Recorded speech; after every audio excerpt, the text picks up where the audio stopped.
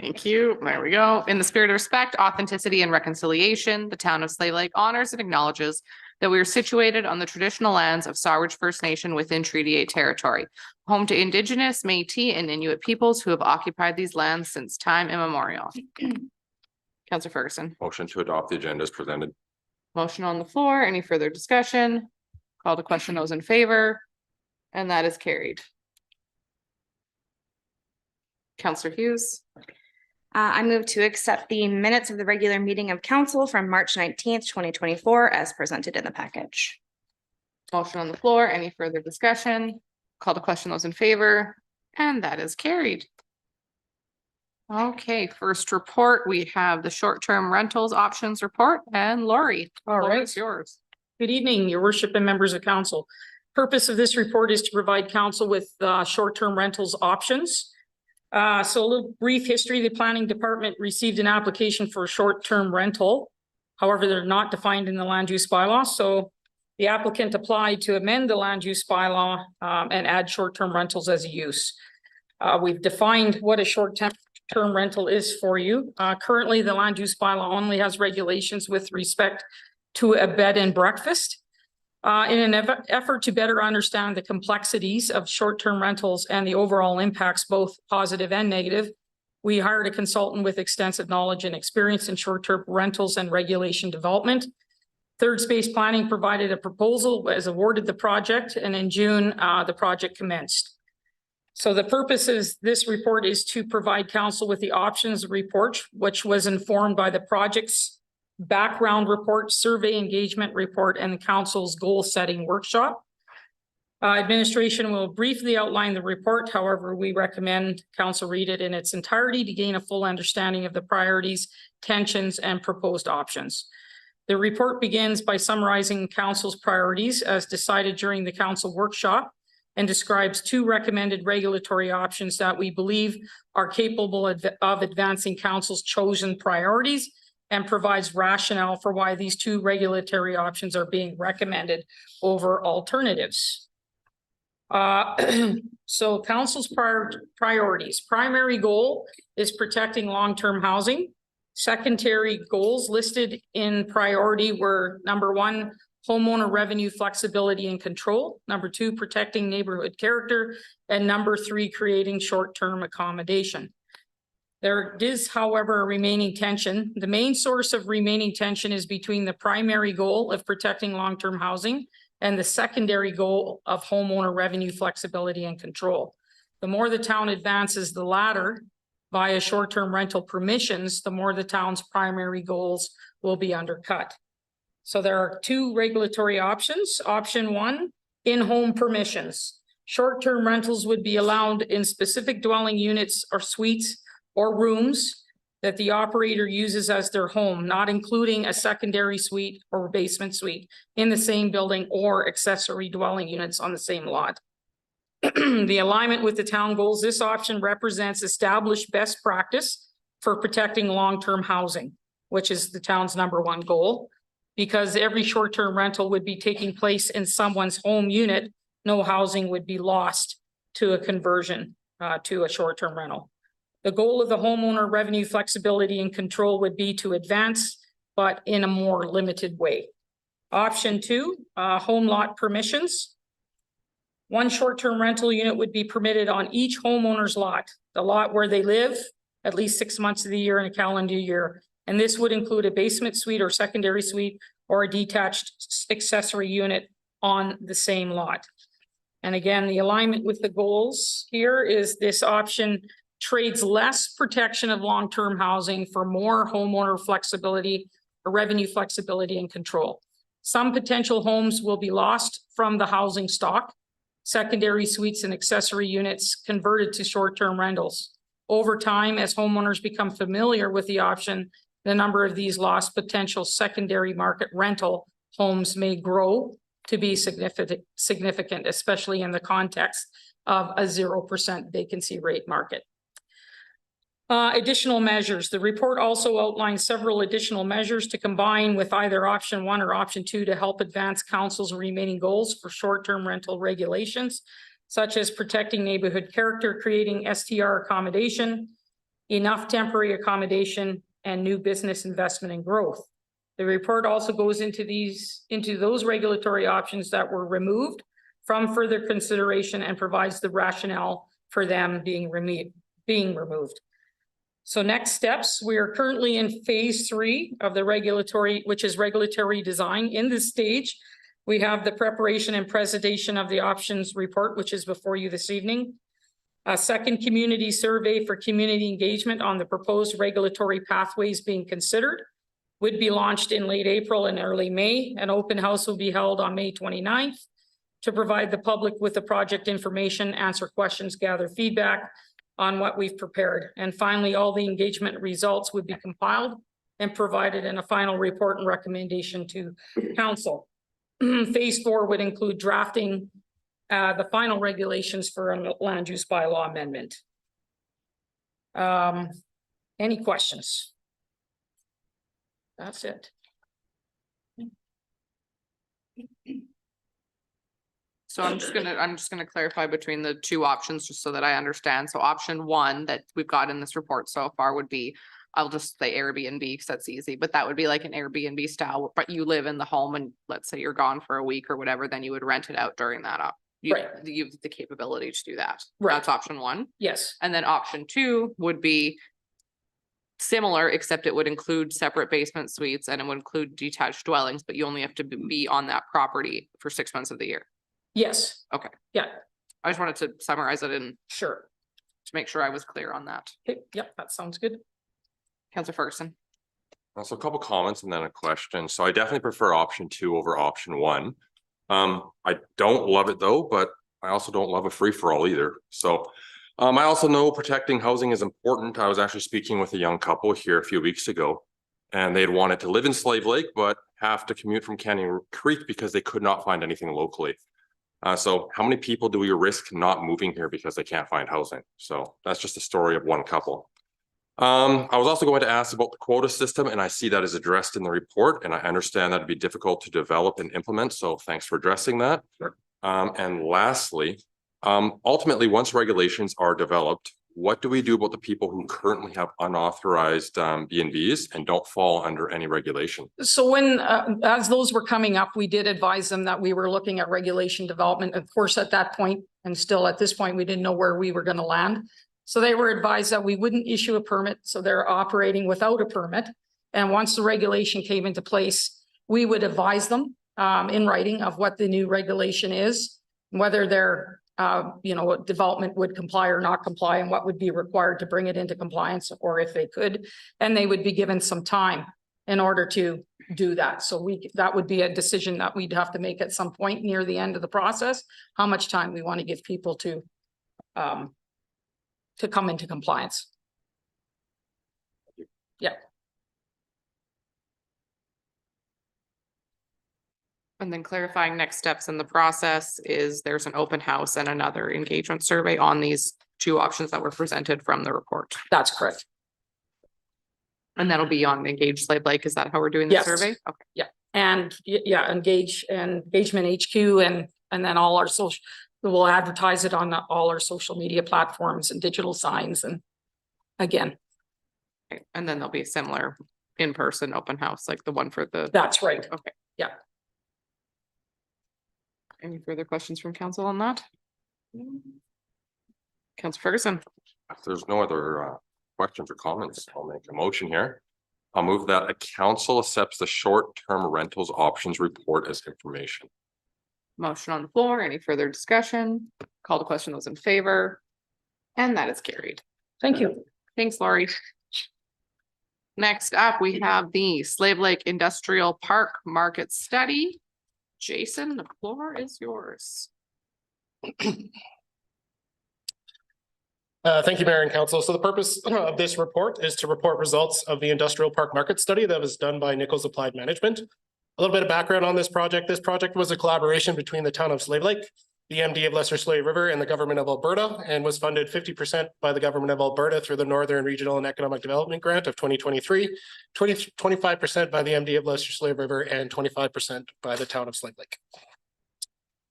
So the purpose of the study, the town of Slave Lake and the MD of Lesser Slave River recognized the need for more industrial lands Therefore, are evaluating the feasibility of developing industrial lands near the town in an effort to drive economic growth as well as improve the financial position of the two municipalities. To this end, the town engaged Nichols Applied Management to conduct a market study for the development of the proposed industrial sites. The scope of the study includes a market analysis that includes a summary of potential industries that may drive future demand for industrial land, growth forecasts for demand and supply of industrial land in the region, and a review of regional competitiveness. This presentation talks to all three of these points. And I'm sorry, if you haven't yet, please refer to the PowerPoint presentation in your agenda package. So the next slide are the three proposed sites. Three site options on either side of the town were considered in the analysis. The town's preferred option was Site 3, as it aligned with the Slave Lake South Expansion Area Structure Plan. Ultimately, the proposed site will offer light industrial property for land uses such as logging, truck and transportation, and oil and gas servicing. So Site 3 is located immediately adjacent to the MD office and the MD shop and is directly south of the weigh scale along Highway 2. Site 2 is immediately across from the Visitor Center, located entirely in MD lands. And Site 1 was located west of town, immediately adjacent to Sawridge First Nation lands. Ultimately, the town's preferred site was Site 3. So the bulk of the results of this study focus on that site. Next slide is a Site 3 overview. So Site 3 is approximately 200 acres and, as previously mentioned, adjacent to the MD office and shop yard and the Highway 2 vehicle inspection station. The site is also adjacent to an environmentally sensitive area to the west, which is important to consider for servicing costs. The land is considered, like I said, part of the town's South Expansion Area Structure Plan and is currently zoned as council direct control with consensual plans and general industrial uses identified. Future land use for the site is designated as light industrial according to the town and MD intermunicipal development plan and tri-council regional growth plan. Some other site features, it's less than 10 kilometers from Mitsu Industrial Park. It has access to town's water and sanitary mains from the existing line near Holmes Trail and possible access to Highway 2. Next slide, servicing costs. This is an important one. So in 2024, Associated Engineering provided rough cost estimates for Site 3 to extend municipal road, water, and sewer services. These services would extend from the existing lines along Holmes Trail located to the north of the area structure plan area. The following three off-site servicing options were provided to help determine if industrial site development would begin from the west or the east. So option 1, off-site extension of service road, water, and sewer from 15th Ave to the west side of the site. Phase 1 of development would occur on the west side of the vehicle inspection station. Option 1 is estimated at 4.6 million in off-site servicing costs. Option 2, off-site extension of water and sewer from 15th Ave to the east side of the site. A highway access road east of the vehicle inspection station would be developed, pending approval from Alberta Transportation. Option 2 is estimated at $8.5 million in off-site servicing costs. Option 3, off-site extension of water and sewer from 15th Ave to the west side of the site, and a new access road that would extend from Norvalhalla Drive, which is the cemetery road, up to the old cemetery, and cross the environmentally sensitive area identified in the area structure plan. Option 3 is estimated at 5.1 million in off-site servicing costs, and crossing the environmentally sensitive area may require additional engineering considerations. Option 2 results in cost prohibitive offsite levies, and therefore it does not appear to be any advantages of moving the access road further south from 15th Ave, as identified in option 3. Therefore, the study focuses on option 1. So for option 1, on-site servicing estimates are based on 300 meters of development in phase 1, allowing for 5 parcels of industrial land consisting of 1 to 5 acres each. Lots would be developed on either side of the roadway with 50 to 100 meter frontage. Independent of the off-site servicing option, so in addition to the off-site services, Associated Engineering estimates an on-site service cost of 3.2 million for rural paved roadway, power and lighting, water, sewer, and storm. So the ditches and culverts are in place, along with contingency and engineering. With servicing costs identified, Nichols then conducted a market analysis which aims to explore if there is demand for an industrial park to accommodate future growth beyond the existing supply in the region. Market factors explored include key business sectors and trends in the region, as well as the value chain for key industries. And they performed a gap analysis to identify if and to what extent key service providers or inputs were being sourced from outside the region and may therefore represent an opportunity for targeted attraction. So any questions on the servicing costs before I move into the market analysis? Sensing none, I will move right along. I'm going to go through this next portion relatively quickly because you'll see a lot of common themes between the various industries. And I know a lot of this is kind of common knowledge already. So the future demand for a regional industrial park will hinge on the growth outlook for existing key sectors of the local economy and from potential new growth sectors that could emerge. The study evaluated 4 light industrial business cases that explore the regional market opportunities to drive land absorption of the site. These opportunities included forestry, oil and gas operators and support services, trucking, transportation and fuel distribution, and general industrial activities. It should be noted that diversification away from the current focus on resource extraction was also explored as a possible avenue of demand for a business park. The result of this investigation revealed that a complete pivot of the local economy away from its core activities is unlikely, but that the modification or repurposing of existing skill sets of the local labor force or capital may be possible. Excuse me. So we're going to go into the individual industries. Like I said, I'm going to go through this relatively quickly. So I'm going to present strengths and weaknesses for each of the industrial sectors. And it's important to note that these are strengths and weaknesses identified by the stakeholders, not by the consultants that drafted the study. So discussions with forestry sector operators have highlighted the following regional strengths. The town's central position within Alberta is advantageous for logging companies to locate their harvest lands and for delivery to end markets at the mills in Mitsue. 3 mills operating in the Mitsue Industrial Park are near to productive forest management units and are producing wood products in high demand, like OSB, pulp, and veneer. Rail is the primary mode of transport for Alberta lumber exports. Access to the CN line in Mitsue connects Slave Lake with Edmonton and eventually US markets for OSB and lumber. Access to Highway 2 connects the forestry industry with supply chains in Edmonton and southern Alberta. And a strong maintenance and industrial service sector is based right here in Slave Lake, which supports local procurement and reinvestment into the community. So some of the challenges identified, once again, these are challenges identified by stakeholders. Local labor force shortages are a common challenge across rural Canada. Logging operators have said that a large proportion of their workforce is remote, coming from within primarily Alberta and the rest of Canada.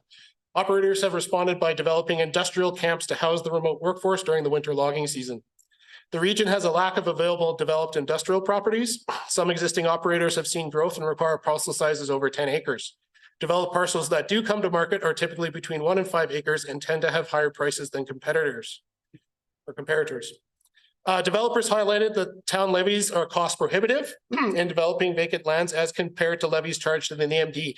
The study does a levy analysis that compares the town of Slave Lake with competitor municipalities, and I'll get to that in a bit. The results of the study is we're actually right bang in the ballpark compared to other communities in terms of both taxes and offsite levies. And these are just comments from, these are not. Yeah, and once again, these are comments from stakeholders, not the market analysis. Yes, you're absolutely right. Okay. And so the next one, it's thanks for the segue, Mayor, because the next one comes up in all of the industries, but we're a little unclear on where the confusion lies. So unclear long-term planning and permitting requirements are a common barrier to operations and development identified during industry engagement. Operators are looking for clarity in municipal long-term planning and strategy for both in the MD and town.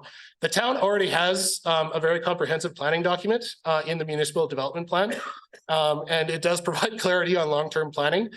So I think part of the issue is a lack of communication from us to our residents on our long-term municipal plans and our offsite levy costs and taxes. So one of the potential actions moving from this analysis would be a targeted communication campaign that kind of pushes some of these facts out to kind of get ahead of this misinformation. And perhaps some direct communication if it does keep coming up, which you alluded to in all 4 of the sectors. Yeah. Some obviously we know who the stakeholders that were interviewed for this are. Yeah. So if we can directly communicate with them, like I love social media and putting all that out there, but if we can directly communicate with them, being like, hey, we just happened to notice this came up Yeah. with all of you. Yeah, thankfully the report does include a list of all the stakeholders they interviewed, so we can target those companies. And if you directed them to the development plans in general, most people aren't going to read that document. We'll have to. We'll have to condense Presented it. in a little more palatable way, because I Accessible, guarantee yeah. if you say, hey, by the way, it's all in here, and then you throw the however many page PDF at them, it's not going to go well. Exactly. Any other comments before we move on? Nope. So we'll move to the oil and gas sector now. So some of the strengths, once again, we're centrally located. We have access to Highway 2. Support service operators indicated that between 20 to 40% of parts and materials are sourced locally, and the remainder comes from Edmonton. And approximately 20 to 30% of our operator workforce are local to the region. Challenges. Lack of developed industrial parcels between 1 and 5 acres with shops. Operators and realtors indicated that developed properties rarely come to the market, and when they do, there is often a price premium or it does not suit the demand. Vacant properties in town are reportedly cost prohibitive to develop due to levy costs. Once again, we'll get to that. Although Slave Lake operates as a servicing hub, it competes with other areas in northern Alberta offering similar products, particularly the Peace region. The reality of rural areas in Canada is a shortage in local workforce. Operators in the MDN town employ labor from other parts of Alberta and Canada and temporary foreign workers to supplement shortages in the local labor force. Lack of accommodations for remote workforce, and once again, the unclear long-term planning and permitting requirements. Transportation, some strengths of the site. Town's water infrastructure is currently available. Mechanics, parts, and other support services are generally available within town. A broad industrial base in northern Alberta insulates trucking and fuel providers during commodity price cycles. The town also has a significant labor force in healthcare and government services, which offers stability to the community. In rural communities, this is kind of a highlight for Slave Lake. Rural communities across Canada face challenges with local labor force availability. In Slave Lake, compared to other industries, trucking and fuel distribution operators reported a higher proportion of local workers. Between 60 and 80% of their workforce is local.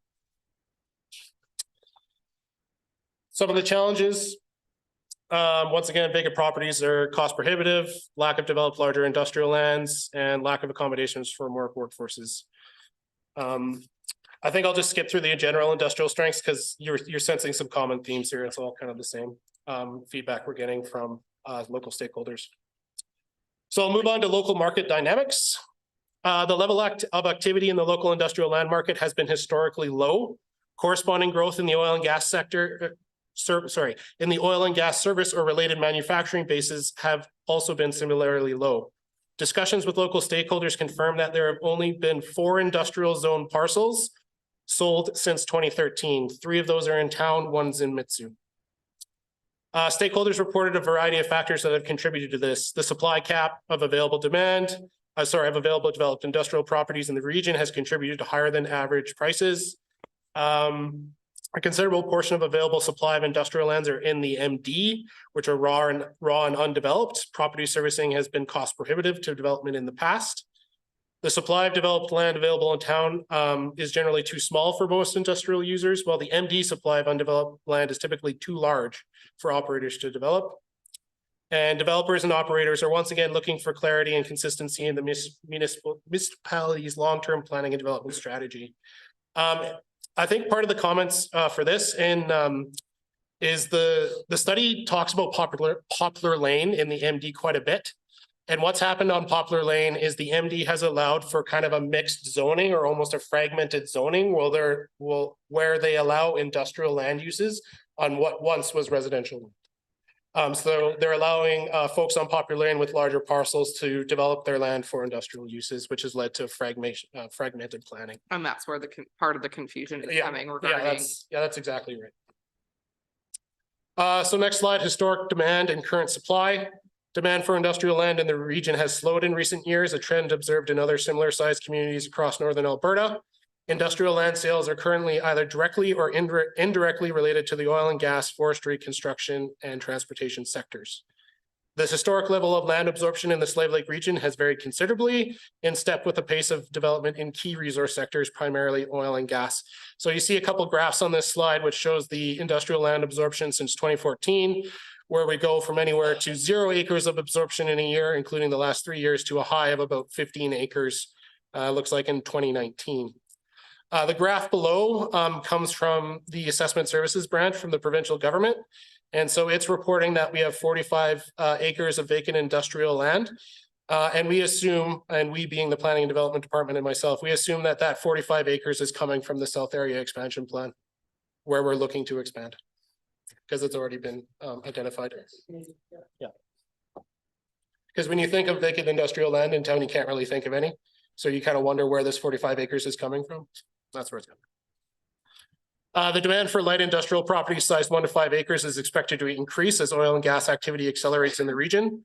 The rate of industrial land absorption in the Slave Lake region has varied considerably and in step with the rate of development and resource extraction. Future absorption of lands were contemplated under 2 scenarios. One was a baseline growth scenario. So you have an average absorption rate of approximately 2.4 acres, and then a high growth scenario where an industrial land absorption rates are near 5.5 acres per year. That scenario is generally representative of a full development of the Clearwater oil deposits, higher crude oil prices, and a regulatory environment that allows for increased development. The site lands are not yet serviced, and details related to timing of servicing are unknown. Many municipalities assume a 5 to 10 year timeline for servicing industrial lands and bringing them to market, depending on the level of service and nature of the landscape. So below you see the 2 growth scenarios and how many cumulative acres were expected to be absorbed by the market between now and 30 years into the future. Okay, that's the market analysis section. The next is municipal competitiveness. Are there any questions on the market analysis? And sorry, I know this is a lot of information. You're dragging us along. You're doing good. The town and MD were compared to other communities within the region that offer similar industrial land products. The comparative analysis identifies and contrasts key economic parameters that have an influence on the decision of investors and or developers to locate themselves in a particular community. So the analysis identifies the following indicators: tax rates and related levies, planning restrictions or incentives, access to appropriate transportation infrastructure, service levels, utility rates, and local availability of skilled labor. The industrial park offering would likely be competing with other service-based municipalities in Northwest Alberta. Community comparators were primarily driven by labor force concentration, similar industrial land offerings and supply, and proximity to industrial activities of Northwest Alberta that required support services. The following communities were considered as competitors: High Prairie, Lac La Biche, Grand Prairie, Athabasca, West Block County, the MD of Opportunity, and the County of Grand Prairie. Taxes. The town and MD both have lower mill rates compared to many other municipalities in the region and are generally in line with the mill rate in the County of Grand Prairie. Mill rates should not be considered a competitive factor in isolation. A representative tax bill reflects local land pricing, and improvements can illustrate the true cost to industrial proponents across communities. Slave Lake continues to be highly competitive in this regard, due in large part to reported land prices being well below larger centers like the city of Grand Prairie. So you have 2 graphs on this slide. One is the top one shows the mill rate for the various municipalities. You'll see that Slave Lake sits 3rd from the bottom. And the bottom one is, in my opinion, a little bit more of an important graph. So this graph represents a tax bill for a property consisting of 1 acre of industrial land with a $750,000 improvement in 2022. So think of a 1 acre of industrial land with a $750,000 shop on it. Yeah. And these are the taxes that you will be paying in the various municipalities. And you will see that Slave Lake is at the bottom. We pay the least amount of taxes Out of compared those to representatives. out of the comparative communities. Any questions on that? Councilor No. Ferguson, you want?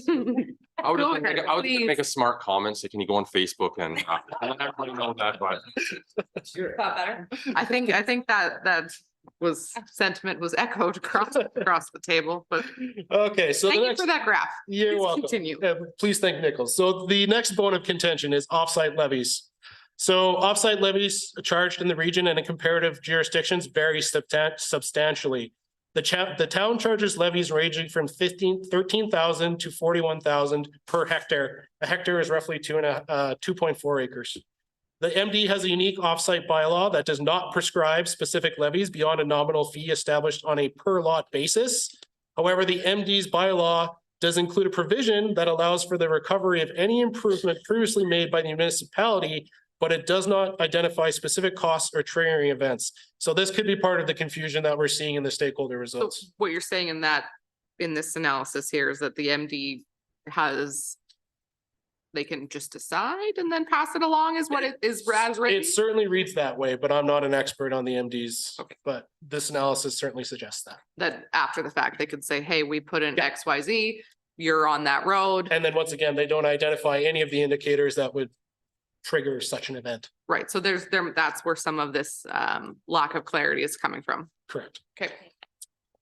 There are a number of comparator jurisdictions that do not charge off-site levies.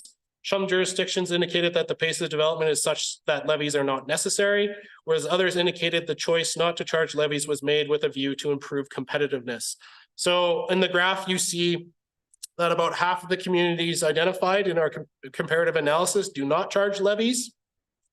Out of the ones that do, we are second from the bottom, with the highest being the town of Westlock, which is quite an anomaly of that one, but be glad we don't have to develop land in Westlock.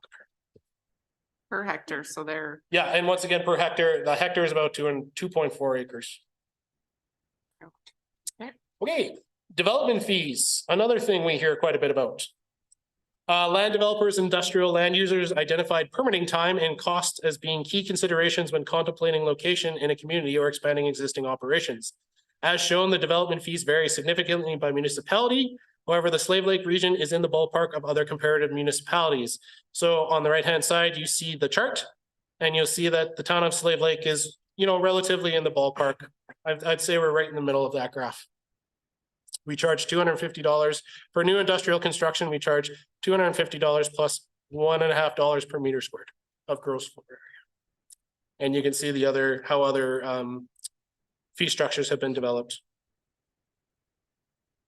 yeah, that's about right in the middle. Yeah, we're about right in the middle. Planning and development considerations. So municipal planning helps to give direction to industrial developers and provides consistency through changing council initiatives. The following municipal planning supports are important to industrial operators in the region. Ensuring consistency and clarity in regional developments, planning and permitting requirements, even through changes in council. For example, once again, properties in Popular Lane having both residential and light industrial uses. Offering competitive subdivision fees, as some industrial developers and realtors indicated a preference to develop many smaller lots over larger lots. As seen, the town subdivision fees are in line with comparative jurisdictions. Long-term development planning provides clarity to industrial developers and avoids land use fragmentation, as seen in Poplar Lane, for example. This ensures efficient growth coinciding with providing a sufficient supply of developable land.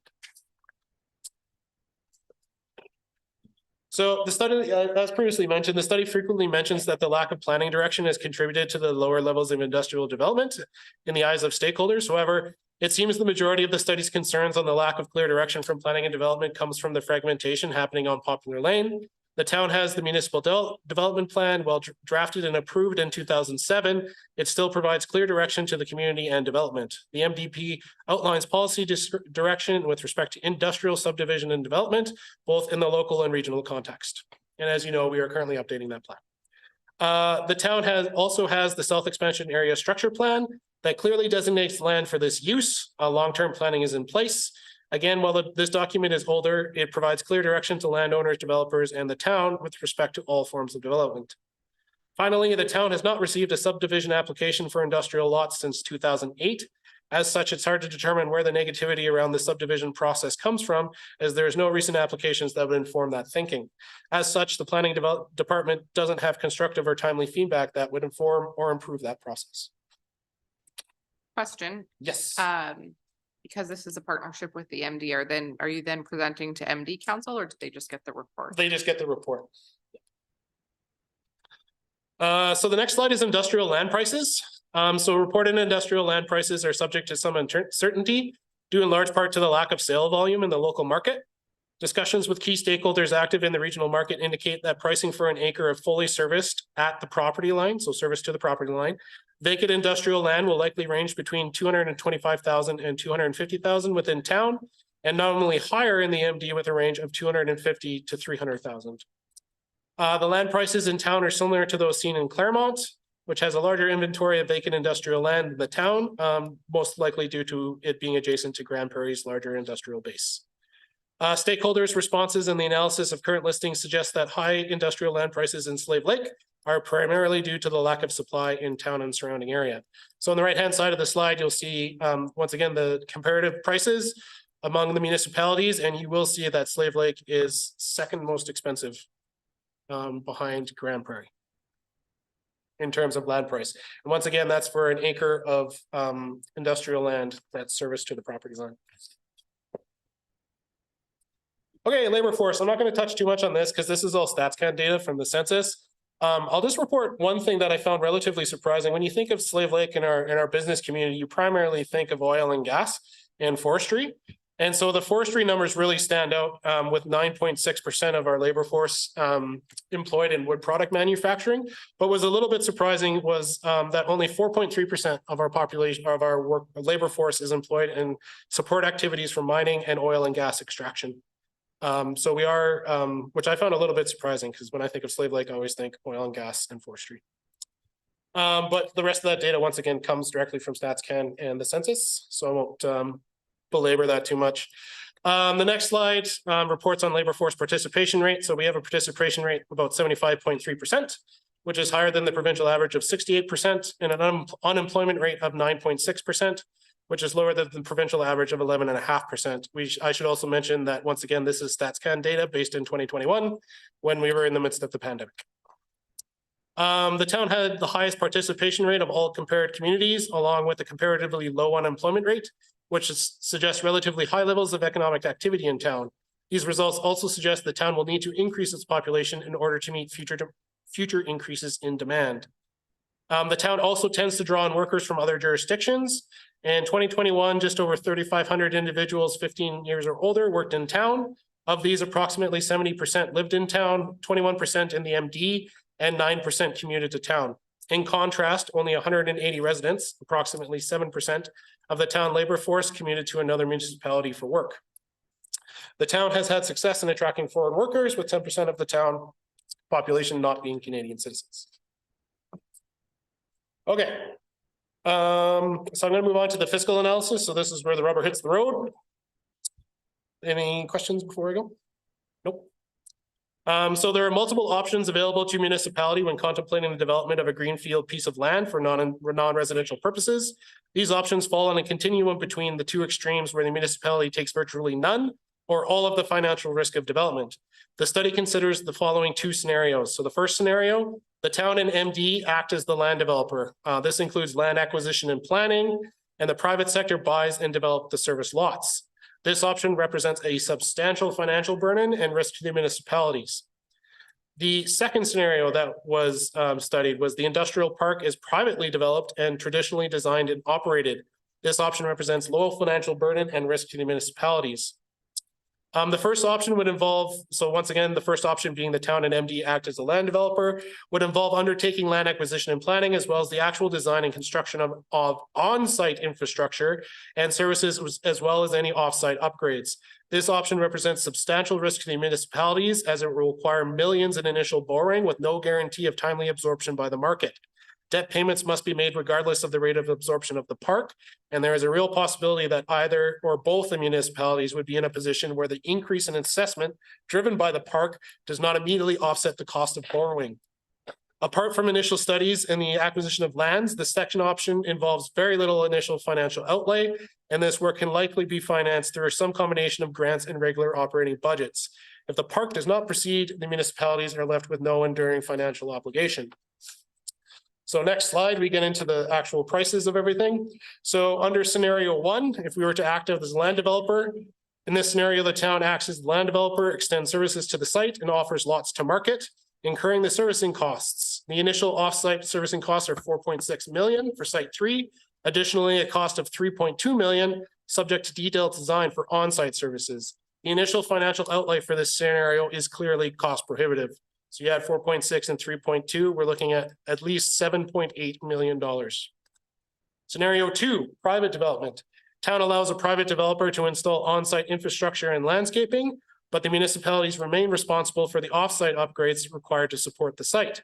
These off-site services can be financed in two ways. Through off-site levies, which allow the town to recover the cost of off-site upgrades over time as the site develops. The full recovery of these costs would require a levy of approximately $139,000 per hectare.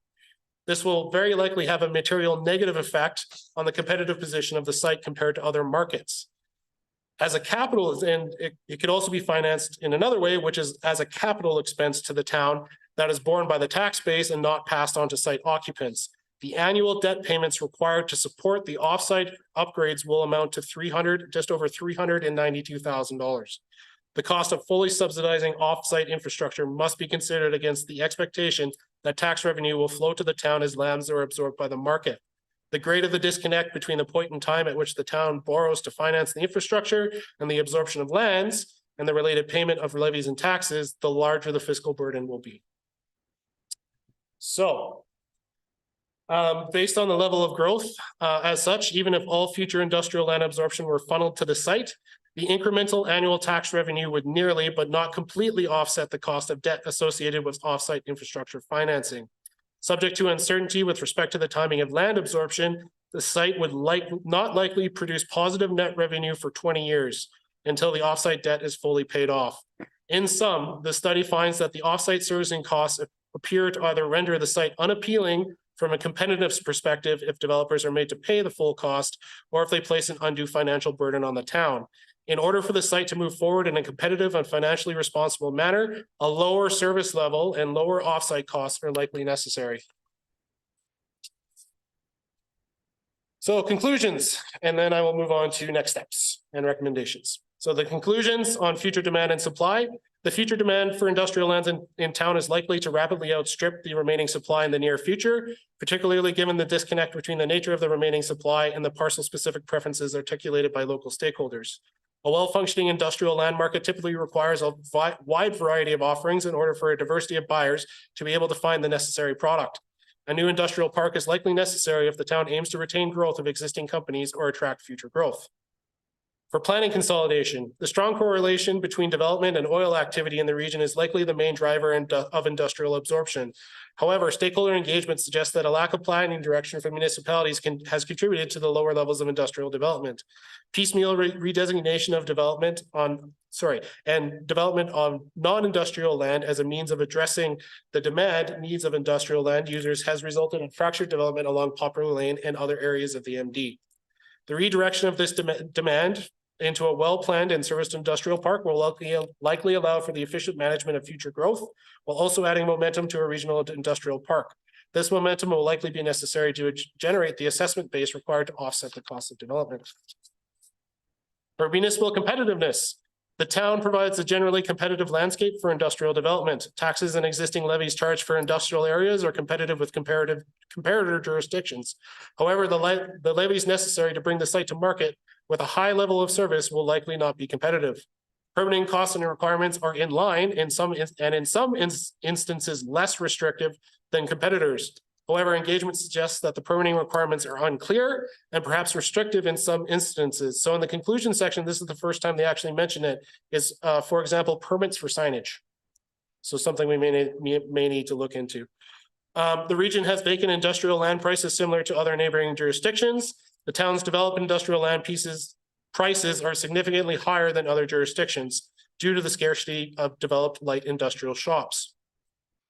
Financial analysis. The offsite costs associated with the high level of service currently contemplated for Site 3 would likely result in considerable financial risk for both municipalities and also delay the financial return of any investment into the chosen site for decades.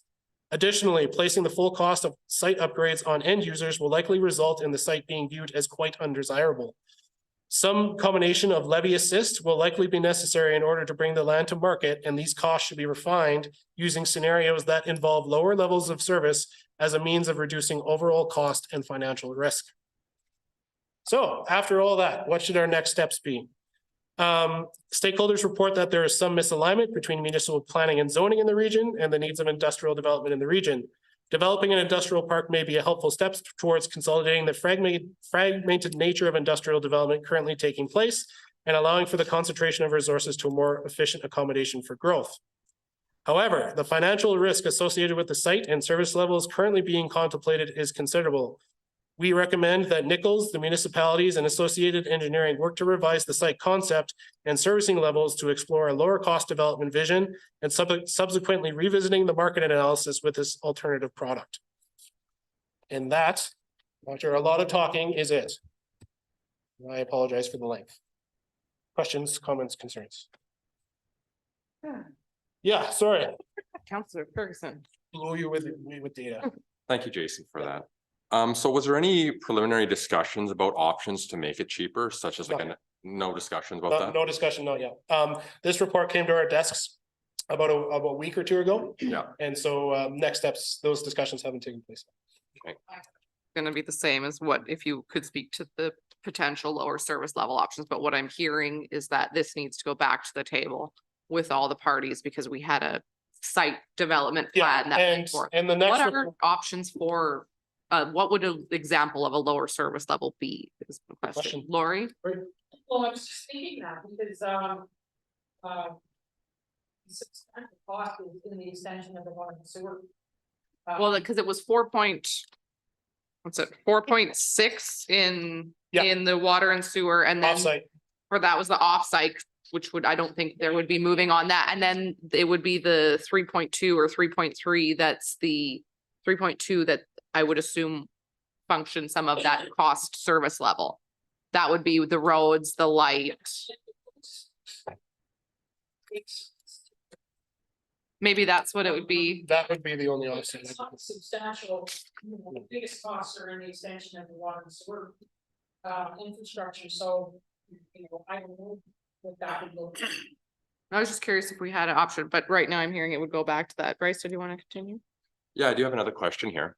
So we speak about site 3. And does it give us room to continue to grow? So for example, if we see a few 10-acre developments, it starts to eat away at the 200 acres pretty quickly. So just thinking, I mean, it's probably pretty early in the process, but is there more room than just the 200 acres down the road? The South Area Expansion Plan. Yeah. It's not really discussion. Chunk in the town that's about 200 acres. But there's also a desire of the region to extend to the east. Because So right now kinda it's contained in bet- within the town, but it could. But it could be Yes. outside of the town. Site, We heard to go south because you're now climbing. In the range. Up the hill and then the cost of servicing just go up when you do that. But definitely there's quite a bit in the town and. That could form like a phase 2 or something like that.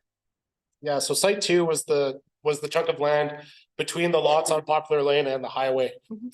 That's site 2, directly across from the visitor information center. Councillor Hughes? My other questions got asked, but I did have one from the beginning. Site 3, you said you guys chose because it aligns with the area structure plan? Yeah. Was there another reason or that was simply the overarching one that made you guys It seemed like that decide? was gonna be the cheapest one too, just based on extending water and sewer. Okay.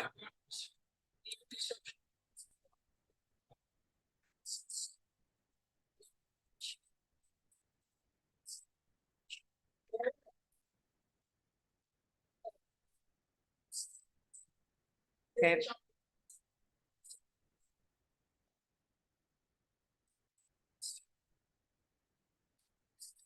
Okay. You would have. Do that same development, further west within the boundary. And this was the cheapest option as well? I don't know that it was the cheapest, it was just from a long range planning perspective. Now. It's 25 years or more, been seen as future industry. Okay, thank you.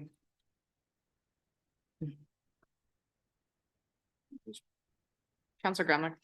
I'll just make a comment, when this does go back, we start to cheap out and, we have gravel roads or you have to haul your own water or sewer, that's kind of what everyone doesn't want anyway, like there's no new businesses moving in to do that, right? That's some of the old shops that are here that aren't selling it because of those reasons, so I don't know how they could make this any cheaper without nickel and diving the stuff that people want.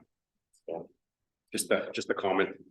Yeah, I'm interested to see what what the lower cost development vision is what it says in there. I agree that having to haul your own water and sewer has been a thorn in people's side for a while. That being said, 20 years to recoup the costs on an industrial land is also a hard pill to swallow. So do you need a motion to go back and revise this? What do you need? No, I think at this stage, essentially, the project's been funded and has been completed, right, Jay? Yeah, so any sort of further revisions or analysis would need potentially another budget allocation to go back to explore. This kind of commits or fulfills the scope of the project as it sits right now. I mean, I think when you're looking at, and you've identified, there's really not a lot of things here that are up for grabs in terms of a lower cost development, right? I mean, it's maybe the gravel or the pavement to gravel, it's the on-site storage of water and sewer. And between that, I mean, there's not a lot else that are on the table for options, right? And so as you recognize, even in this year's capital budget and last year's, we're trying to rectify some of those decisions where lower cost industrial development was done. And now we're in a stage where we're, as a municipality, we're attempting to remedy that sort of situation. So I would remind council that we've made a conscious effort as a council to try to fix those lower cost, cheaper development solutions that were made at the time at a future cost and really the dollar amounts that we're spending today are substantially more than what we would have done at the time of development. And so that will continue to be the case, the dollars today compared to the dollars tomorrow, right?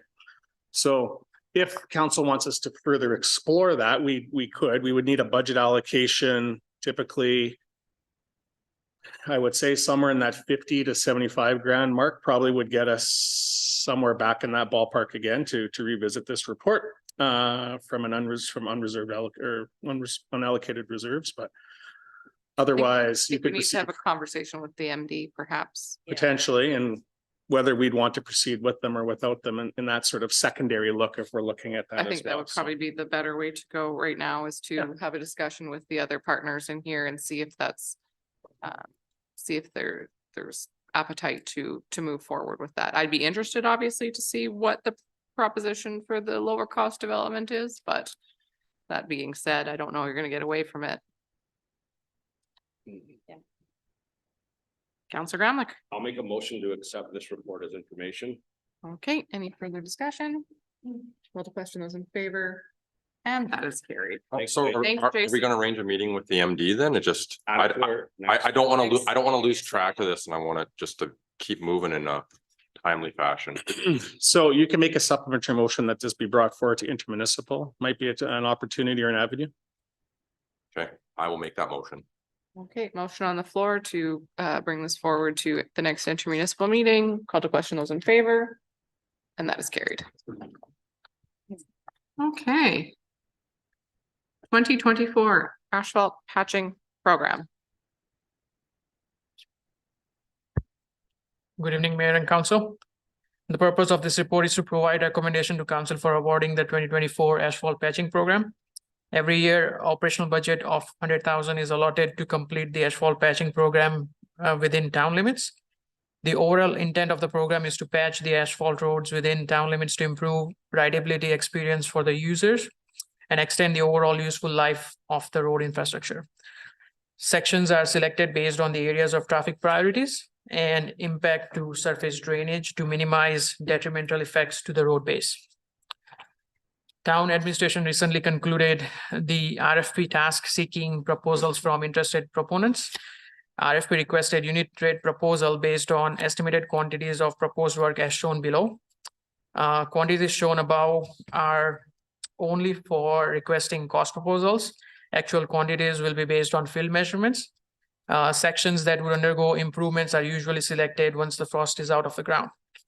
Upon closing, 3 proposals were received with the following amount. Rural Concrete Limited submitted cost proposal of 124,000 plus GST. Pavit Construction submitted a cost proposal of $104,850 plus GST. And E-Construction submitted a cost proposal of $181,760 plus GST. All 3 proposals were deemed compliant as per the requirement in the RFP document. Evaluation of the proposals was according to the scoring criteria listed below. So all the mandatory documents is must. Pricing was based on 50% weightage. Past experience on similar project was based on 40% weightage, and proposed start completion date was based on 10% weightage. Based on that, Pavit Construction scored the maximum score and is recommended for award of the proposed work. Proposal evaluation sheet can be found in attachment 1. Council may choose one of the following options. Either they can proceed with the proposed work by awarding the contract to the recommended proponent, or do not proceed with the proposed work at the moment. The operating funds required to complete the proposed work were allocated in 2024 operating budget.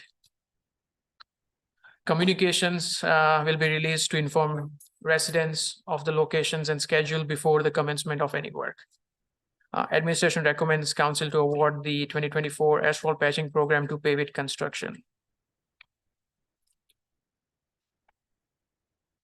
Councilor Gramlich. I will make a motion, move that council awards the 2024 asphalt patching program to Pavit Construction Incorporated. Motion on the floor. Is there any further discussion? I see none. Call to question. Those in favor. And that is carried. Okay, next one is 2024 concrete repair replacement program.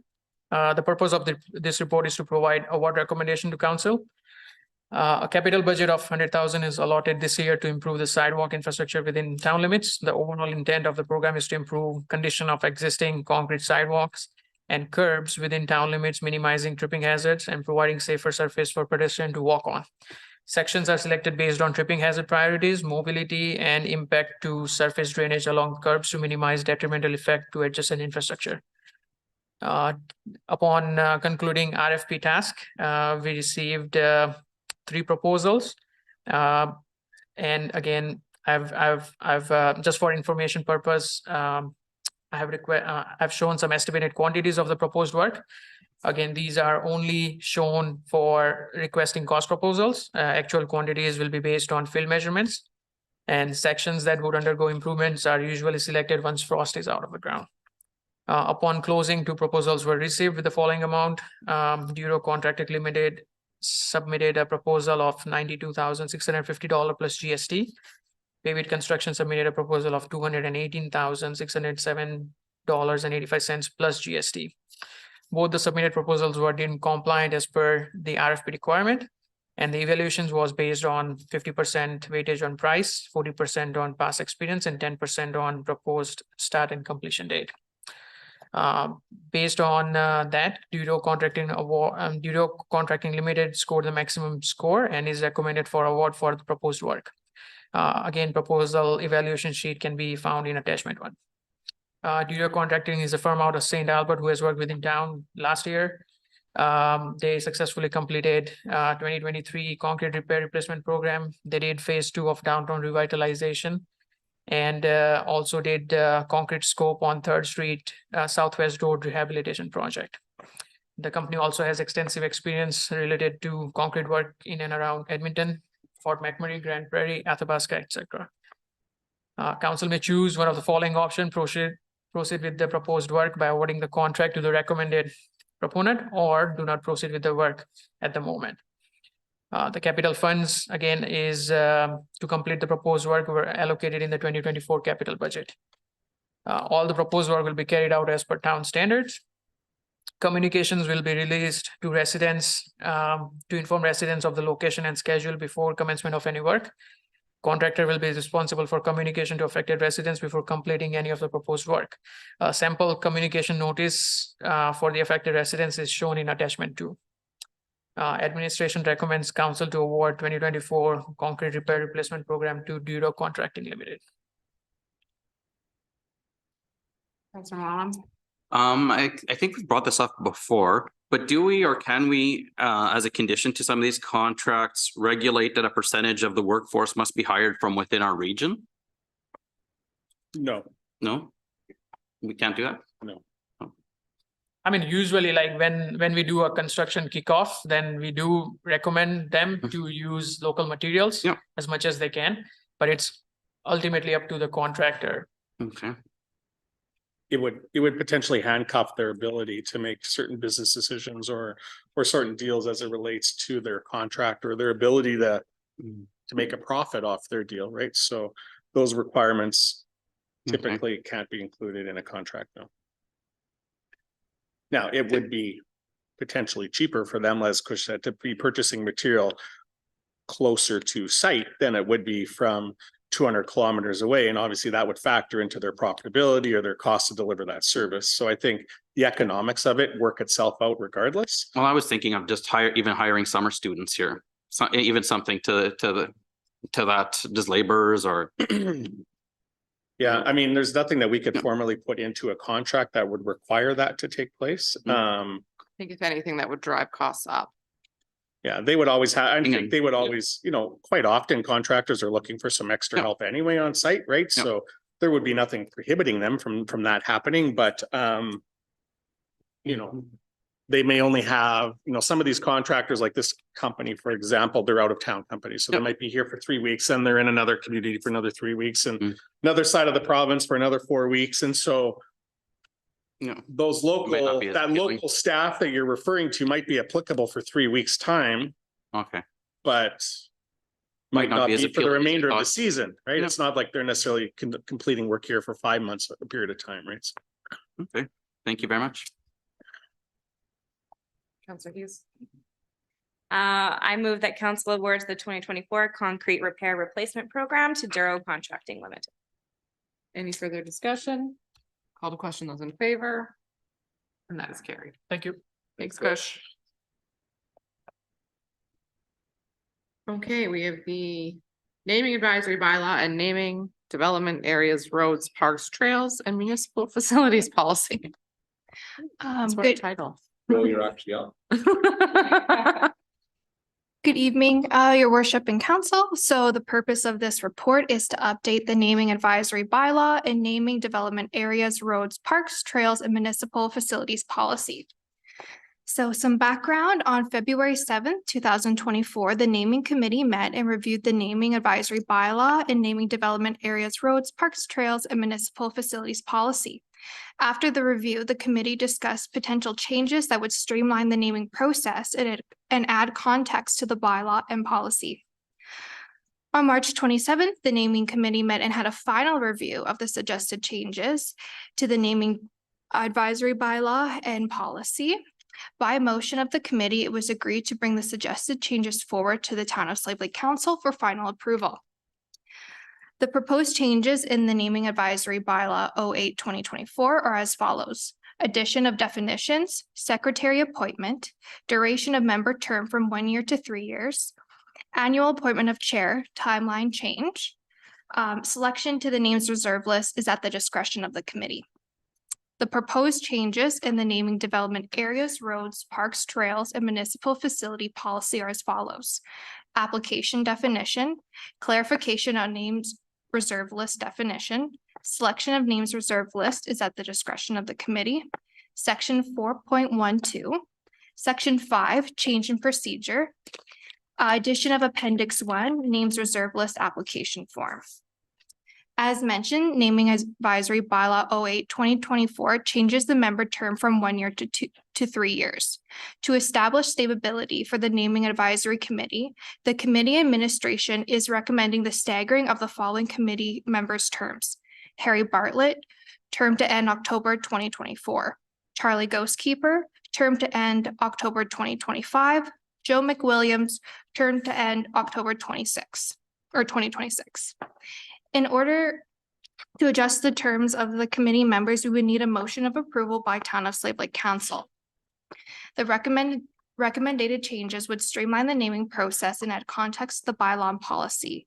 These changes are also highlighted in red in the attached proposed bylaw and policy. So you have a few options before you: to adopt the bylaw and the policy, to not adopt the bylaw and to not adopt the policy, to reestablish naming advisory committee terms, to not reestablish the naming advisory committee member terms. Policy implications: so if the bylaw was adopted, we would rescind bylaw 08-2018. Communication strategy: policies and bylaws are posted on the Town of Slave Lake website. So our recommendation to council is to adopt the bylaw and policy and to update the members' terms. Any questions? Counselor Grumlock. No questions. I like it. It kind of makes it a little more clear and gives some direction. So I'll move that council gives first reading to the naming advisory bylaw number 08-2024. Any further discussion? Call to question, those in favor? That is carried. Counselor Ferguson. Move that council gives second reading to naming advisory bylaw number 08-2024. Any further discussion? Call to question, those in favor? That is carried. Counselor Wallem. I'll move that council give unanimous consent to third reading of the naming advisory bylaw number 08-2024. Further discussion? Call to question, those in favor? That is carried. Counselor Choba.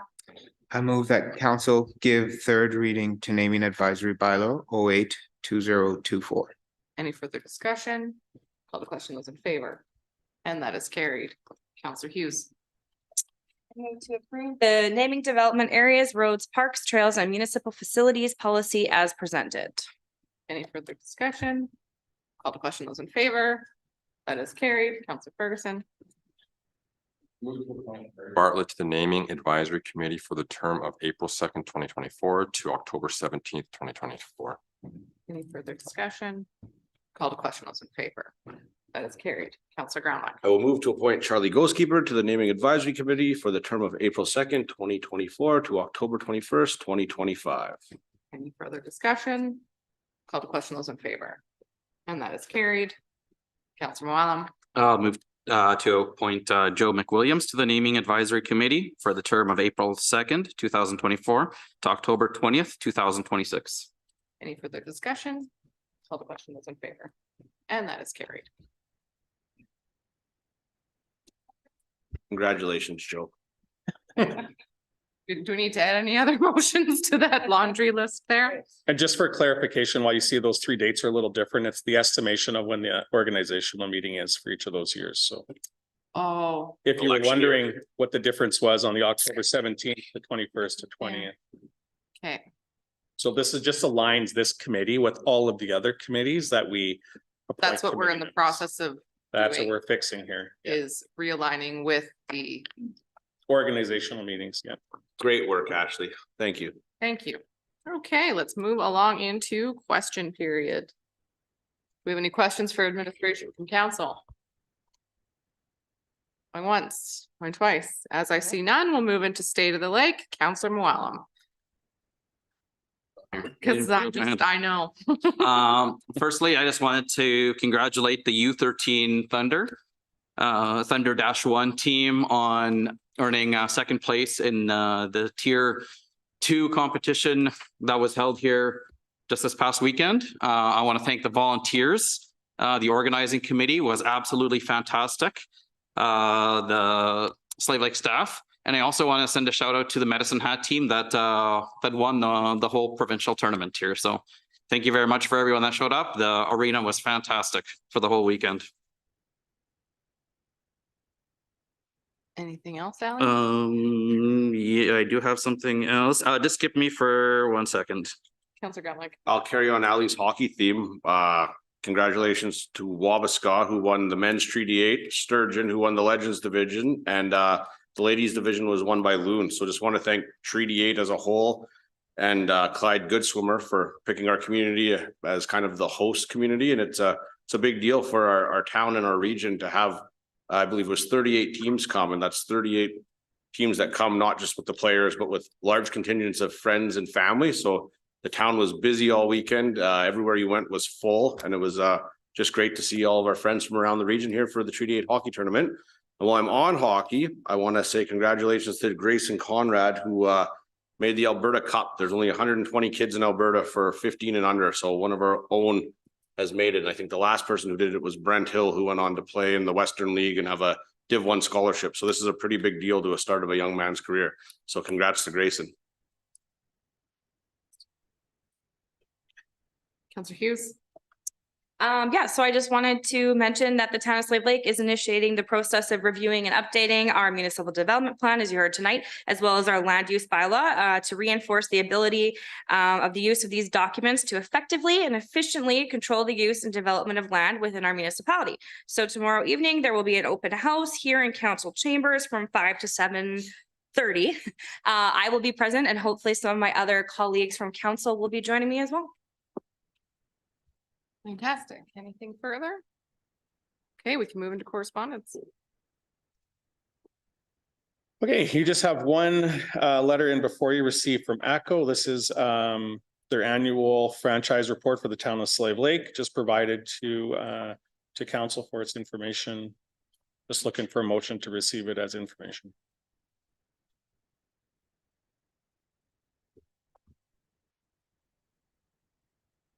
If you had questions, I likely wouldn't be able to answer them for you anyway, so you might as well just put the motion forward. I was gonna ask, do we have a timeline for when the conversion to LED should be completed? Not completed, but it has begun. So they were waiting for parts. I believe it started near the end of 23 or early 24 here. So you may see ACCO vehicles and crews out there actively starting to switch over lights to the new LED systems, right? They're prioritizing. I believe they're prioritizing first. They're trying to get the ones that have been noted that were not operational. So we're trying to get all the lights operational first. And then once that's done, they're going to be prioritizing kind of our following our priority system that we utilize for snow clearing. So our priority 1s and 2s and moving their way. So our main thoroughways, Main Street, downtown, 6th Avenue, Northwest, Southwest, all those little spots. So those roads will be prioritized for that conversion. And then we'll start to branch out into the different neighborhoods. So it'll take a few months for sure. But as the weather starts to warm up here and they start to get a little more traction, it starts to happen a little quicker. So. Thank you, Jeff.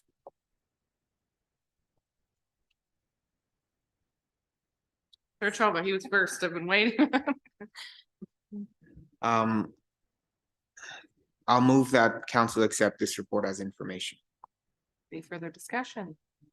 Question those in favor? That is carried. Counselor Hughes, I will make a motion to adjourn, please. further discussion, call to question those in favor. And that is carried. Thank you. Thank you very much. You said please.